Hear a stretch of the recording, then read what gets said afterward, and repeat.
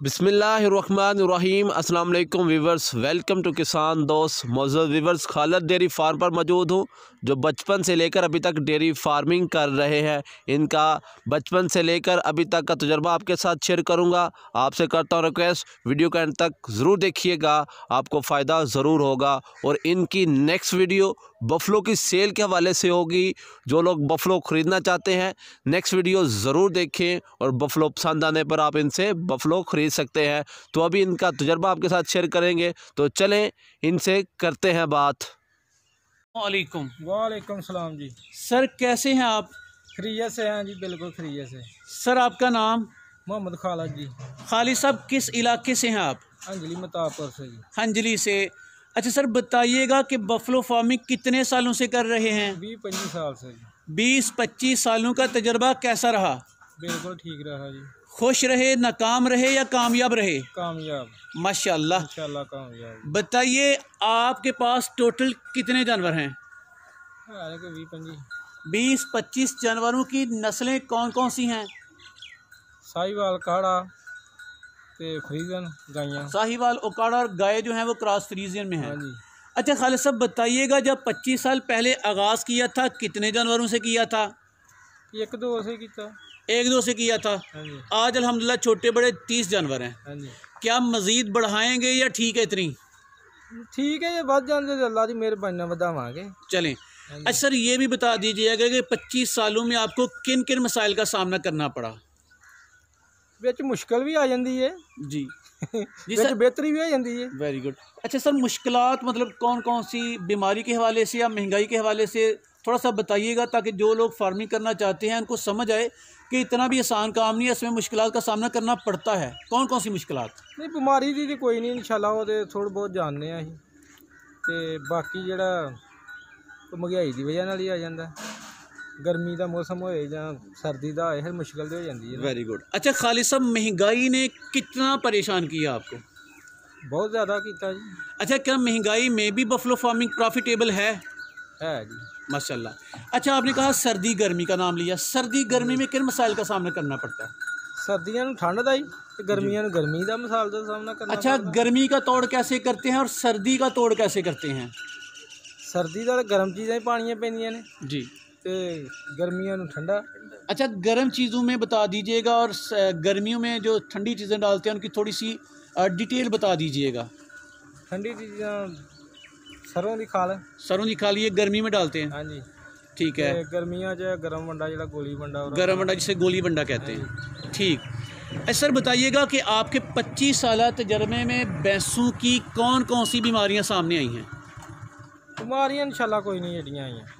आपके फार्म पे वैसे आई है जी अल्हम्दुलिल्लाह, कोई भी एक ठोर की आई है। हाँ जी। अच्छा जब ठोर की बीमारी आई तो उसका इलाज कैसे किया? इलाज डॉक्टरों नाल ही कीता है। क्या आप देसी टोटके भी इस्तेमाल करते हैं या हाँ जी, डॉक्टर की खिदमत लेते हैं? बहुत टोटके जिहड़े ने देसी करने हैं। अच्छा ते जे ना चारे बने पेश जाए तो फिर क्या देसी टोटके काम करते हैं? हाँ जी करते हैं। अच्छा बताइएगा आपके फार्म पे कोई डॉक्टर विजिट करता है? हाँ जी करता है। कितनी देर बाद करवाते हैं? तकरीबन जो कोई मिसाल है उदो ही सदने, नहीं तो उन्हें विजिट कर। जब भी कोई मसला पेश है तो डॉक्टर को कॉल करते हैं, डॉक्टर आ जाता है। हाँ जी, हाँ जी। कोई सरकारी डॉक्टर भी आता है? सरकारी वैसे कोई नहीं है। फ्री में वैक्सीनेशन कभी नहीं हुई?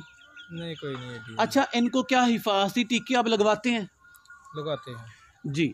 अच्छा ये भी बता दीजिएगा कि इन जानवरों की आपके फार्म पे जो टोटल जानवर हैं सुबह से लेकर शाम तक की रूटीन क्या है? असल किस किस्म की रूटीन जी? पूरे दिन का खाने पीने का टाइम सफाई का हिसाब ही नहीं किया तो हुण कादी रूटीन दी दसी जी।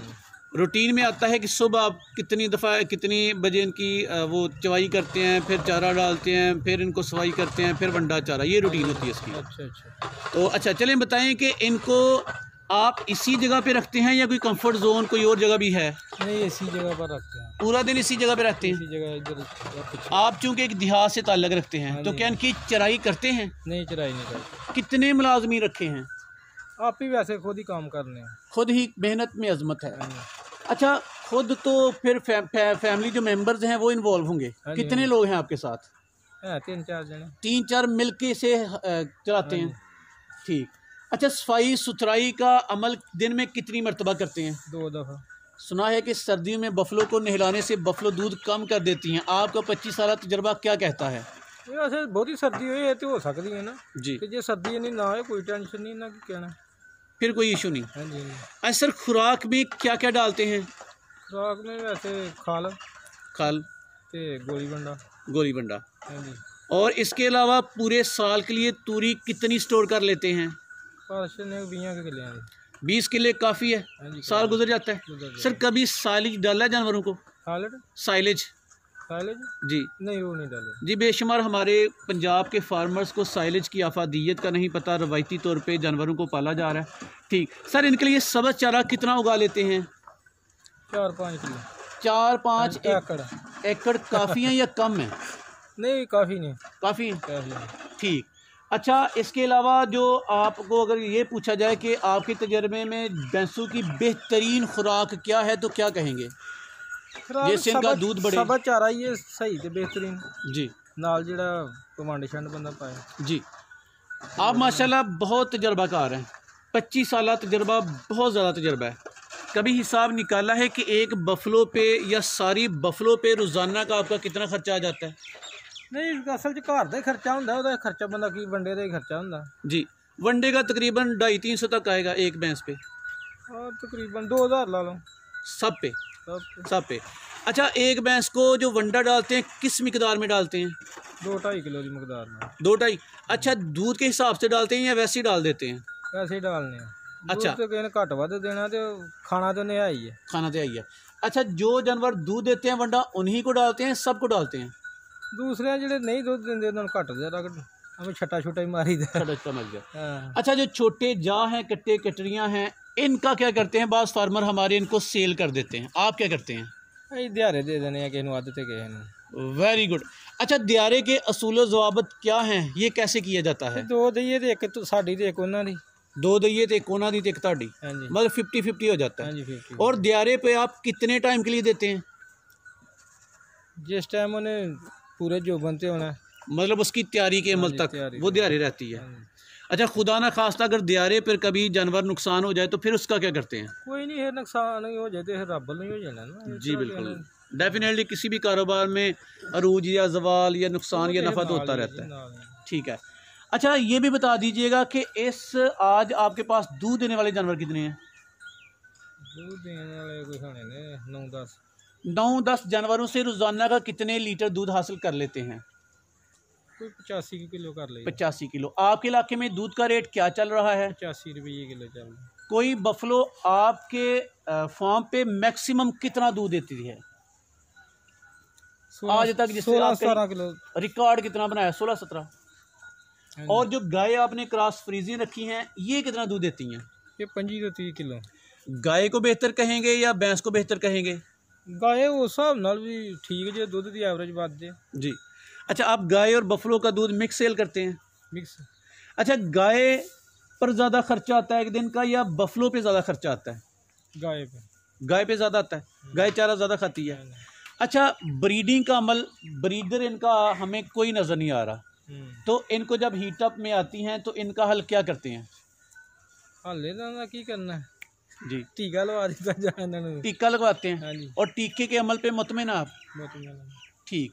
अच्छा, ये बता दीजिएगा कि इसके अलावा इनका जो गोबर है जिसे यूजलेस समझा जाता है, क्या आप भी गोबर को ज़ाया कर देते हैं या कोई काम में लाते हैं? नहीं, ज़मीन की डाली था, खाद के तौर पर डालते हैं।